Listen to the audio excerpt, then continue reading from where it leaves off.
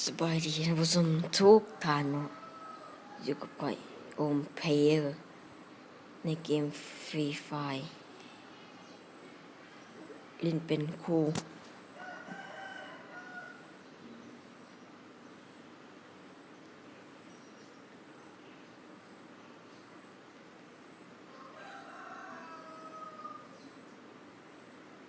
เลือดกระเป๋าอีกกระเป๋าสองเก็บปทันเนาะงั้นลังนี้มีได้ปืน UMP กระเป๋าสอง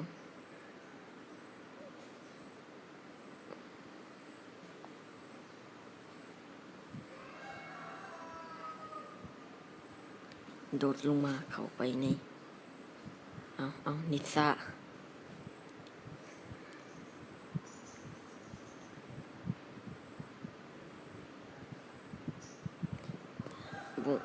บ่มีหยัง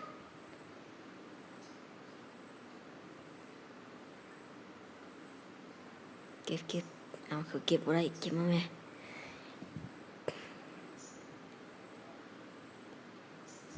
เฮ้ยเอา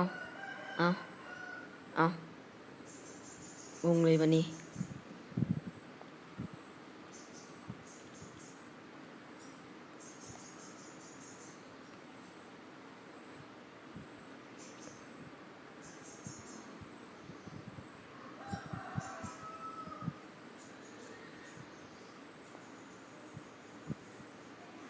ขึ้นไปเบิ่งหอคอยมีอย่างเด้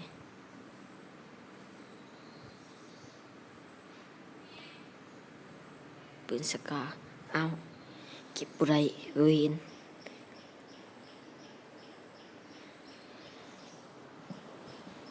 เน็ตโคตรแม่ซาเลย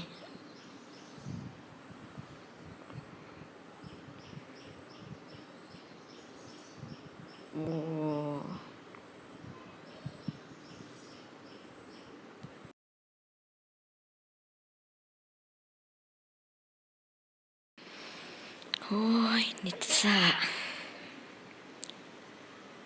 ขอจบคลิปเพียงเท่านี้เนาะ